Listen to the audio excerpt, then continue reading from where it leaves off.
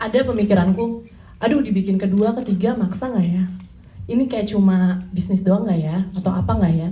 Ternyata setelah aku baca skripnya, sampai ke proses, sampai hasil aku nonton, aku sadar memang pesan ini perlu disampaikan.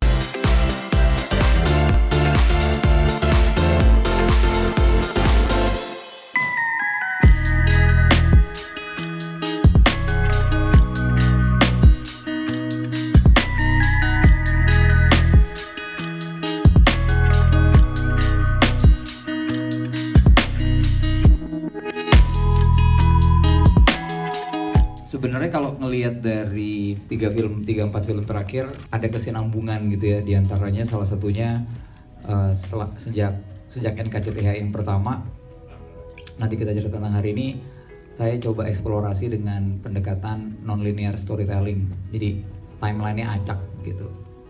Itu juga terjadi di Story of Kale, di Mencuri Raden Saleh gitu. Dan kemudian di sini sebenarnya yang menarik adalah waktu saya bikin nanti kita cerita tentang hari ini, film itu secara sadar kami membangun dunianya karena kan baru, maksudnya dari bukunya Marcella, terus saya waktu itu produsernya Anggia, ada Bang Adrianto Sinaga, ada Pak Yadi Sugandi sebagai DOP. Kami berusaha membuat filmnya dunia universe-nya gitu ya, maksudnya karakter-karakternya seperti apa, dunianya kayak apa, kotanya yang dipakai di bagian mana, selatan Jakarta, dan segala macam. Waktu pas bikin Jalan yang Jauh, Jangan Lupa Pulang, saya sadar banget bahwa saya bukan orang London dan saya nggak pernah tinggal di sana, sehingga apa yang saya lakukan adalah saya berusaha menjadi orang yang mengamati gitu, bukan membuat gitu. Jadi kayak ya udah yang saya tangkep lewat kamera saya adalah dunianya Aurora gitu. Makanya kenapa di awal para pemain termasuk Sheila Dara itu berangkat duluan untuk bisa merasakan, mengalami apa rasanya hidup di sana, menjadi seorang seniman dan segala macam. Sehingga berbeda dengan yang pertama, di mana misalnya kamera ditempatkan dengan cara yang sangat terkontrol.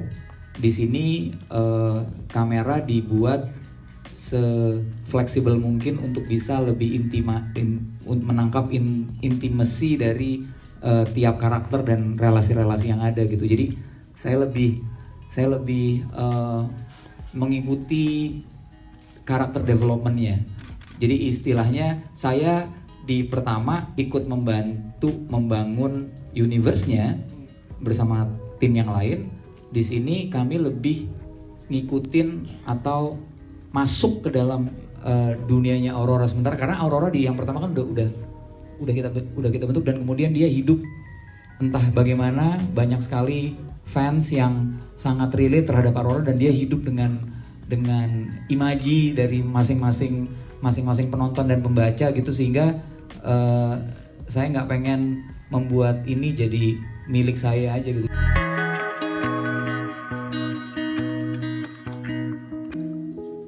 Ini yang ditunggu setelah 3 tahun, NKCTHI rilis, akhirnya bertemu lagi, hadir di ruangan ini. Perasaan pasti klise, udah kata Bang Mas jawab biasa aja sih, enggak ya? Perasaannya pasti kayak perasaanku di luar, aku nggak punya ekspektasi. Oke. NKCTHI itu sudah memenuhi ekspektasi terakhir kemarin. Aku nggak buat ekspektasi gimana lagi. Ada pemikiranku, aduh dibikin kedua, ketiga maksa nggak ya? Ini kayak cuma bisnis doang nggak ya? Atau apa nggak ya? Ternyata setelah aku baca skripnya, sampai ke proses, sampai hasil aku nonton, aku sadar memang pesan ini perlu disampaikan. Pesan ini masih relevan dan memang ini benang merah dari NKCTHI yang mau disampaikan. Jadi saat nonton film itu lega, karena ada ketakutan kalau ini dieksploitasinya sekedar untuk uang semata atau bisnis semata. Ternyata enggak. Ternyata kita ketemu dengan orang yang tepat, Visinema dan semua orang di balik layar ini memberikan yang terbaik untuk bayiku tadinya. Sekarang bukan cuma bayiku, ini jadi bayi bersama orang-orang, dan cerita ini milik banyak orang. Dan semoga teman-teman yang hadir di sini ngerasa ini bagian dari kalian juga. Aku berharap pesan baik itu bisa menular berlipat ganda lewat medium-medium lainnya. Dan saat karya ini dirilis, pasti besar harapannya bisa sampai ke banyak orang. Bisa bawa pesannya ke keseharian, mengubah hidup teman-teman, setidaknya 1% aja, jadi hidup aku, hidup teman-teman di sini ada gunanya lah. Jadi titip salam untuk sampaikan pesan baik kalau memang berkenan.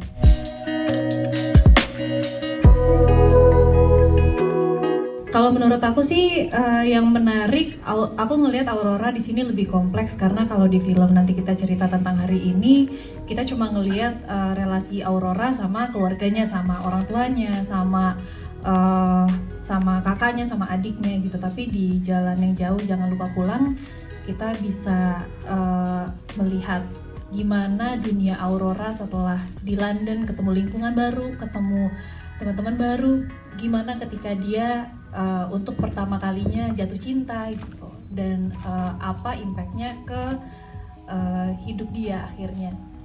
Jadi menurut aku salah satu pendewasaan yang terlihat jelas, aku ngerasa di sini Aurora lebih belajar untuk mengekspresikan apa yang dia rasakan